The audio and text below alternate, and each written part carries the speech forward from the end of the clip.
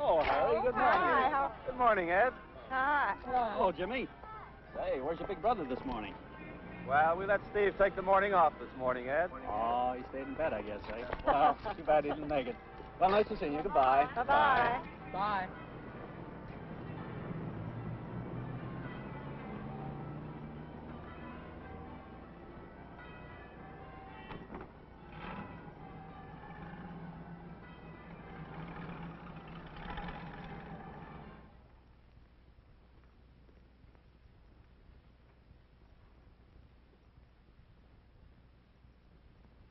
Hey, what's the matter with Steve this morning?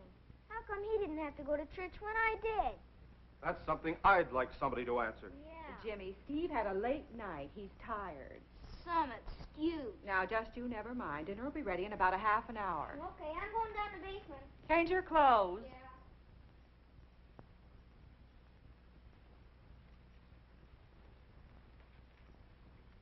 Yeah. Ann, we're making a mistake letting Steve get away with this. What's the matter with him all of a sudden, anyway? He used to be a nice, obedient kid like Jimmy. He's not Jimmy's age anymore. He's not even up yet. Harry, sit down. I want to talk this thing over before Steve appears. And I want you to listen. Now, I know Steve came in far too late last night. We don't even know what time he came in last night, except it was after 3 a.m. Now, just a minute, Harry. Steve is almost grown up. And don't say anything until I finish. He's old enough to know right from wrong. Molly Thornton was telling me she had exactly the same trouble with Bob a few years ago, and she left him absolutely alone. And before long, he was keeping sensible hours without a word from anyone. But, Ann, Steve is not like Bob. You know Steve.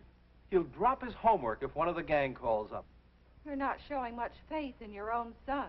That's nonsense. I'm worried about his schoolwork.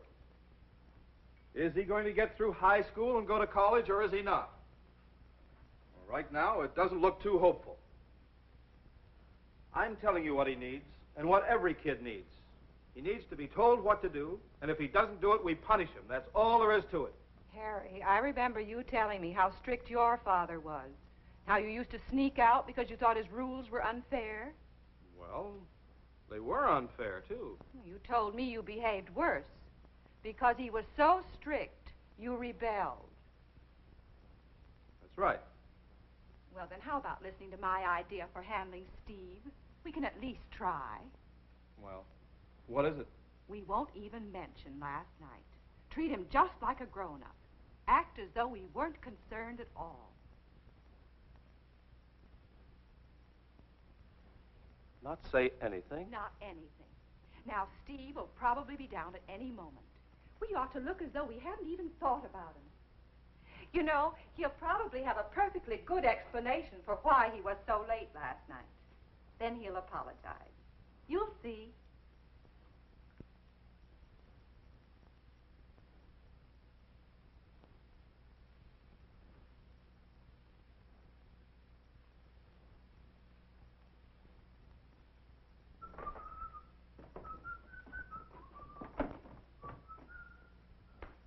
Hi, Dad.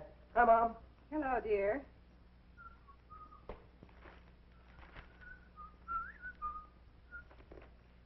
Say, Dad, I was wondering if I could use the car after dinner. Some of the fellows want to go into town this afternoon, and I said I could probably get our car. Hear me, Pop? Yeah, sure, son. I won't be using it. Thanks, Pop.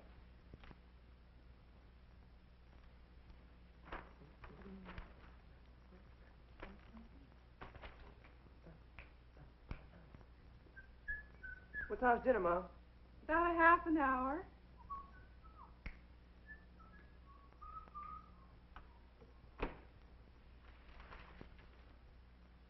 That was some explanation. Some apology he gave us.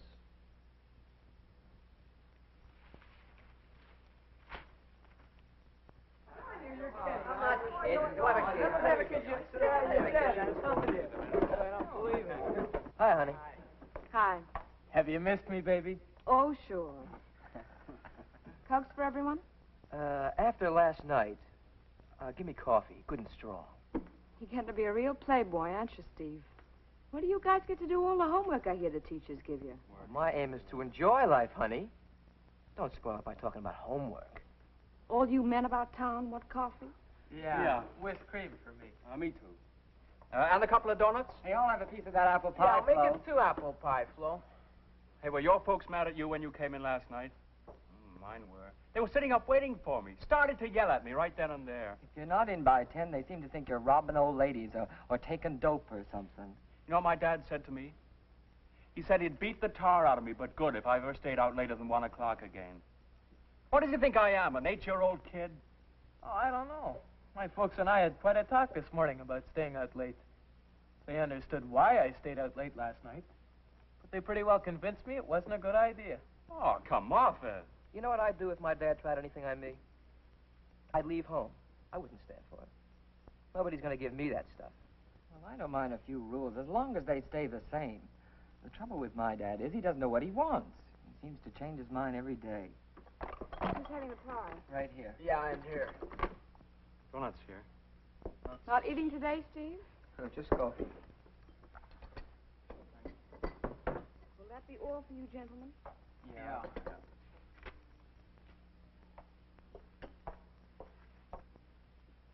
Say, I bet Flo'd be a lot of fun on a date. Oh, she wouldn't go with you. Oh, no? Oh, take this, kid. She'd sure cause a sensation if I took her to the Harmony Hop on the 21st.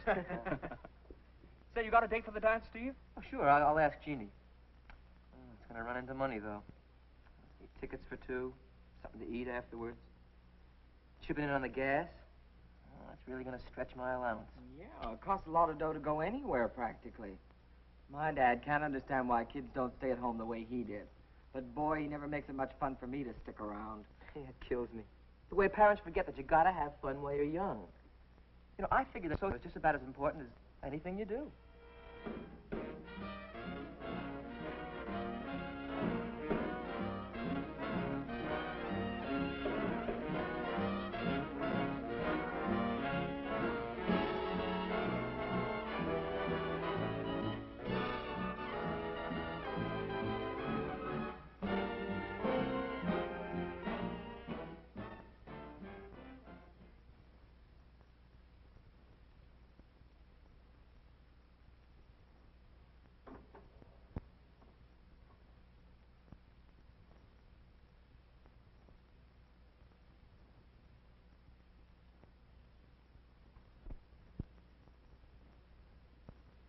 More toast, dear? No, thanks, dear.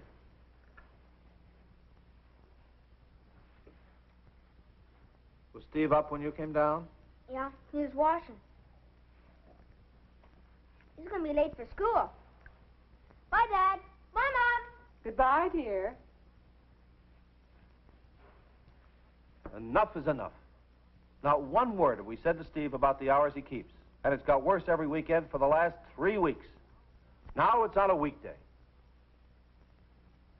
It's 8 o'clock and he's not down yet. And no wonder. Heaven knows what time he got in this morning. And I'm not standing for this any longer. I know, Harry. I can't understand why he's so foolish. He must know better. I thought he'd come to his senses by himself the way Molly Thornton said Bob did. That's not the way to handle Steve, though. Look at his last report card and see how much he's learning. He doesn't seem to care about earning any money, just spending mine and having a good time. I know. I don't want to let him spoil his life. That's exactly what we're doing, though. And what gets me, he's so cocky. Comes and goes without a word to us. Seems to take all this for granted. There's something to be said for good old-fashioned discipline. Maybe you're right, Harry. I don't know what to do. I'll let you handle it this time. I'll straighten him out. Steve! Steve, do you hear me? Come down here right away. I want to talk to you.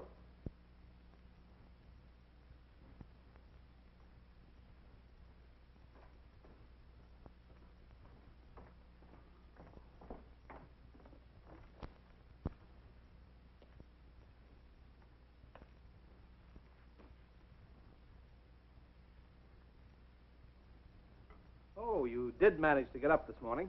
Oh, sure. I guess I didn't hear the alarm go off. Oh, boy, I feel kind of tired.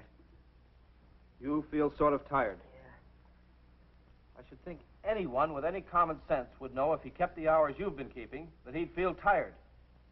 I've stood for all the nonsense I'm going to, Steve. Your mother and I thought that perhaps you'd see for yourself that these hours are no good, but apparently not. Your school marks are a disgrace. And what's hit you all of a sudden, Pop?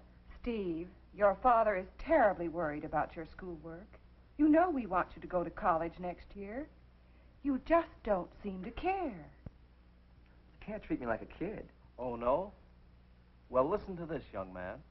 Considering your last report card, you're staying in every night for a week and study, starting tonight. It's my business what I do with my time. You don't seem to have enough common sense to know what to do about anything. And here's something else for you to think about. I'm cutting off your allowance for a week as punishment for your rudeness. But, Dad, the school dance is a week from tomorrow night. I've got to go. I mean, Jeannie will be counting on it, and I need my allowance to pay for it. You've nobody but yourself to blame. If you'd start earning some money of your own for a change, you wouldn't get stuck like this. If you can't decide between your schoolwork and having a good time, then I'll decide for you. That's unfair. You don't say anything about this to me for weeks, and all of a sudden you begin. You don't understand. I understand this much. You'll stay in every night for a week and study, and there'll be no allowance. Steve, your breakfast.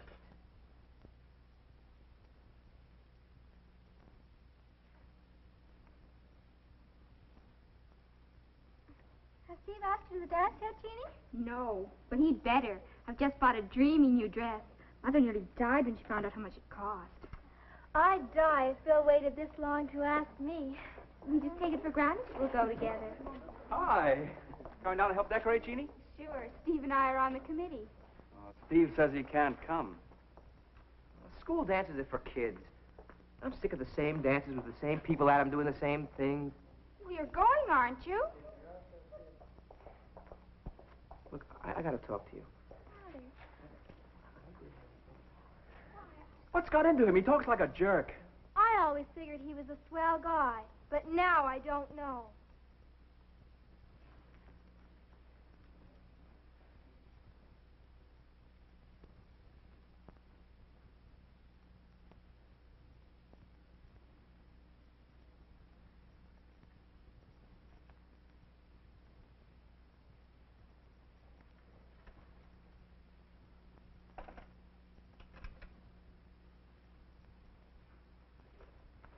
You through with this?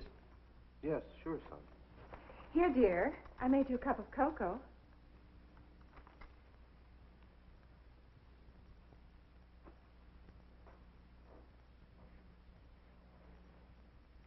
This has been the most uncomfortable week I've ever spent. Why? What's the matter? You know perfectly well what's the matter. Steve hasn't spoken an unnecessary word to us since last Friday. It's been awful. Just sulking. He'll get over it. I don't like it. He's been humiliated. Wish we'd treated him more like an adult. That failed completely, as we found out. This punishment will do him a world of good. Something drastic was needed. Steve will be a different person from now on. He's different now, and I hate it. We've got to find a better way to discipline him. Why can't we talk things over with him? Try to make him realize why we're punishing him.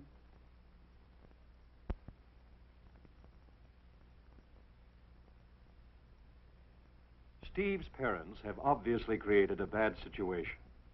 His mother assumed that Steve knew what he should do and has failed to give him guidance. Steve's father has assumed that laying down the law was enough. Were both assumptions wrong? Why? Steve is now so embittered, he may react in a way that could seriously affect his future education and work, as well as his personality development. If you were Steve's parents, what would you do?